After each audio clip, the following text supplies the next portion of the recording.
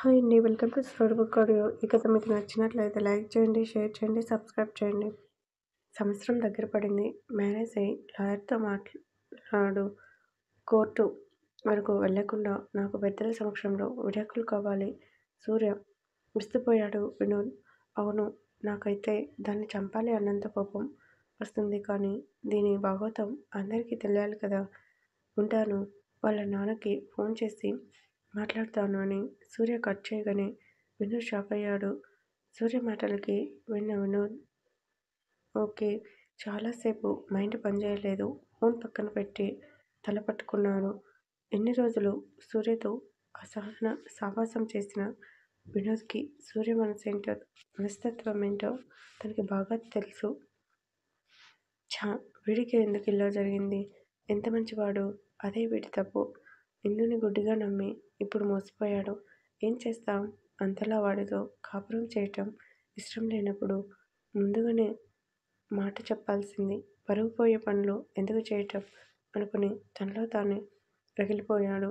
ఇక్కడ farm house దగ్గర ఉన్న సూర్య రాజశేఖర్కి కాల్ చేశాడు. వర్క్లో బిజీగా ఉన్న రాజశేఖర్ న్యూ నెంబర్ నుంచి ఫోన్ రావడంతో ఆలోచిస్తూనే లిఫ్ట్ చేశాడు. హలో రాజశేఖర్ గారు, నేను సూర్యని, అదే వంజగారి అబ్బాయిని అన్నాడు కోపంగా. సూర్య మాట వినగానే రాజశేఖర్ షాక్ అయ్యాడు.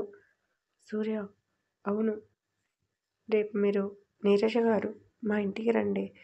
మేము మీ ఇంటికి రావటం ఏంటి? చిరాగ్గా అన్నాడు. వస్తే అన్ని వాస్తవాలు బయట పెడతాను, లేకపోతే మీ అమ్మాయి మీ ఇంటికి వస్తుంది అని ఫోన్ కట్ చేసి కోపంగా ఇంటికి వెళ్ళాడు. ఏంటి నాన్న, ఈరోజు వర్క్ తొందరగా అయిపోయిందా? వెన్నెలగాడనే వచ్చావు అంది వనజ. అవునమ్మా అంటూ తన రూమ్కి వచ్చి తలుపులు వేసుకుని విసుగ్గా బెడ్ మీద కూర్చొని పిడికిలు బిగించి తనలో ఉన్న కోపాన్ని బయటికి చూపించలేక తనలో తానే నలిగిపోయాడు. మొదటి నుంచి ఇందు ప్రేమ మాటలు, నడవడిక, మ్యారేజ్ అయ్యాక తను ఉండే పద్ధతి అంతా చూసి తను ఏంటి అన్నది బాగా క్లారిటీ వచ్చి నాతో లైఫ్ లాంగ్ కలిసి ఉండని ఒక అమ్మాయిని చేసుకుని ఇప్పుడు బాధపడుతున్నాను. ఇలా కూడా మనుషుల్ని మోసం చేస్తారా అనుకుని తనలో తానే బాధపడ్డాడు. నువ్వు నా శరీరాన్ని కోరుకున్నావు అని నాకు తెలుసు ఇందు. కానీ ఎప్పటికైనా మనసు మార్చుకుంటావు అనుకున్నాను. కానీ నీ పద్ధతి మార్చుకుంటా అని అస్సలు అనుకోలేదు. నా లైఫ్లో నేను చేసిన తప్పు నిన్ను గుడ్డిగా నమ్మి ప్రేమించడం తప్పకుండా నీకు బుద్ధి చెప్తాను. కానీ నిజానిజాలన్నీ బయట పెట్టాలి కదా అనుకుని బీరువా ఓపెన్ చేశాడు. లాకర్లో ఇందు పెట్టిన రాకేష్ ఇంటి డాక్యుమెంట్స్, పేపర్స్, బంగారం చూసి షాక్ అయ్యాడు.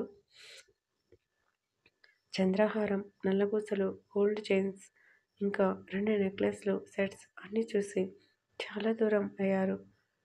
చెప్తాను అనుకుని అవన్నీ కవర్లో పెట్టి ఆలోచిస్తూ బయటికి వచ్చి వంజగారి దగ్గరకి వచ్చాడు.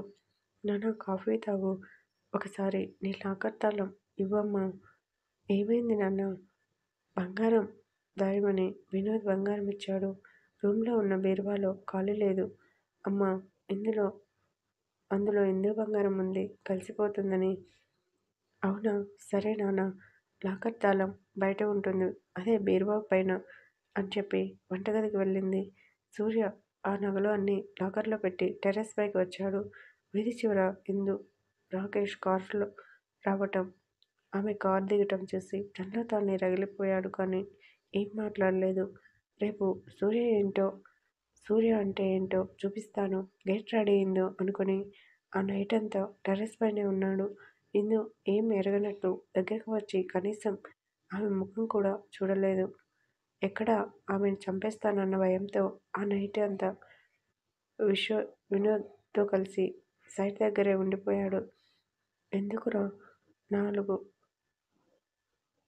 తగిలించాల్సి పోయి తన్ని ఇంకా ఇంట్లో ఉంచావా?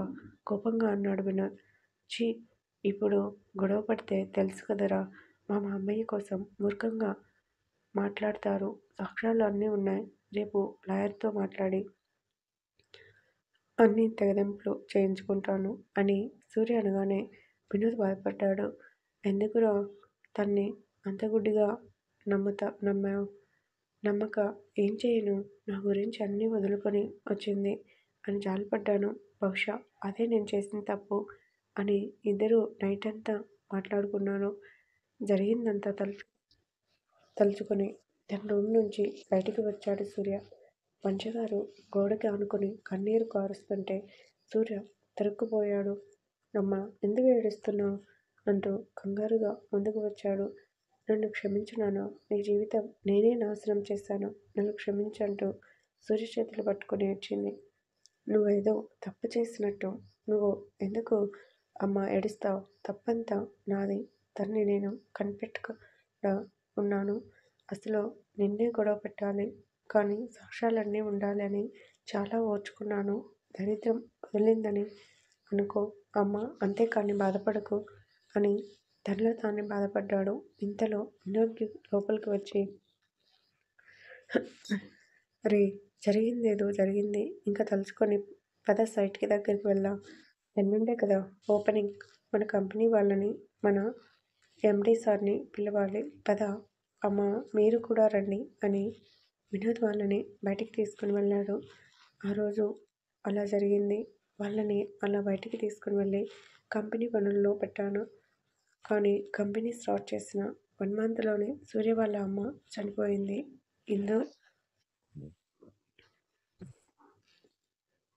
ఏంటి అన్నయ్య నువ్వు అనేది నమ్మలేక అడిగింది దివ్య. అవునరా, ఆ టైంలో సూర్యుని ఓదార్చడం నా వల్ల కాలేదు. తల్లి చనిపోవడంతో చాలా కరిగిపోయాడు. ఇటు ఇందు చేసిన పనికి మంచగారు దూరమయ్యేసరికి సూర్య మొండిగా మారిపోయాడు. ఎక్కడ వాడు ఏమవుతాడో అని భయం వేసింది. చాలా రోజులు వాడిని బ్రతిమలాడాను పెళ్లి చేసుకోరా అని, కానీ అస్సలు వినడే కాదు. తన బాధని మర్చిపోవటానికి పెట్టిన కంపెనీ మీద దృష్టి పెట్టాడు. 2 సంవత్సరాల్లో వాడి పొజిషన్ మారిపోయింది. ఎంతలా అంటే ఇప్పుడు వాడి కంపెనీని నెంబర్ 1గా మారింది. అలాంటి మంచి మనసు ఉన్న, సహనం ఉన్న సూర్యని తెచ్చి నీ జీవితంలోకి పంపించాను. ఇప్పుడు చెప్పు, నేను నీ జీవితం నాశనం చేశానా? వాడు ఎందుకు విడిపోయి చాలా సంవత్సరాలు అవుతుంది కదా, మరి ఎందుకు నువ్వు వాడి గతాన్ని పట్టుకొని వాడి మనసుని బాధపెడుతున్నావు అని దివ్యని మందలించాడు. ఒక్కసారిగా వెక్కి వెక్కి ఏడ్చింది దివ్య. దివ్య, నన్ను క్షమించన్నయ్య. సూర్య గురించి నాకేం తెలుసు చెప్పు. ఎవరు నాకు నిజం చెప్పలేదు కదా. చెబితే నేను ఎందుకు సూర్యని అర్థం చేసుకోను అని తనలో తానే బాధపడింది. ఇప్పుడు చెప్పు, వాడు నీ జీవితంలో నీ నాశనం చేశాడా? నువ్వు వచ్చాకే వాడి ముఖంలో సంతోషం చూశాను. వాడి మనసుని బాధపెట్టే పనులు ఏమీ చేయకు, చక్కగా కాపురం చేసుకోమా అని వినోద్ దివ్యకి నచ్చజెప్పాడు. సూర్యుని తలుచుకుని తనలో తానే బాధపడింది దివ్య. ఇది వాడి ఇల్లు. చూసావా ఎలా ఉండేవాడు, ఇప్పుడు ఏ స్థితిలో ఉన్నాడో. వాడు డైలీ ఇక్కడికి వచ్చి కాసేపు ఉంటాడు. ఇందు గురించి కాదు, వాళ్ళ అమ్మ గుర్తొచ్చి. ఈ రోజుల్లో మంచిగా సంసారం చేసుకుందామని వాళ్ళకి సరైన వాళ్ళు దొరకటం లేదమ్మా. చేస్తే మగాడు తప్పు చేయటం, లేదంటే ఆడది తప్పు చేయటం. సమాజంలో ఇలాంటివి చాలా జరుగుతున్నాయి. నువ్వు వాడి గతాన్ని వదిలేసి వాడిని ప్రేమించు, నీ జీవితం సంతోషంగా ఉంటుంది అని వినోద్ అనగానే దివ్య ఏడుస్తూ వినోద్ని హత్తుకుంది. క్షమించన్నయ్య, నా మాటలతో మిమ్మల్ని చాలా బాధ పెట్టాను అంది. నీ గురించి నాకు తెలీదా? వాడి గతం చెప్పాను కదా, నువ్వు క్షమాపణ చెప్పాల్సింది నాకు కాదు సూర్యకి అని దివ్య చెంపల మీద కన్నీరు తుడిచి, ఇప్పటికే చాలా ఆలస్యమైంది, పద ఇంటికి వెళ్దాం, సూర్య వచ్చే టైం అయింది. సరే అన్నయ్య అని కారెక్కి కూర్చొని విండో బయటికి చూస్తూ సూర్యుని తలుచుకుంది.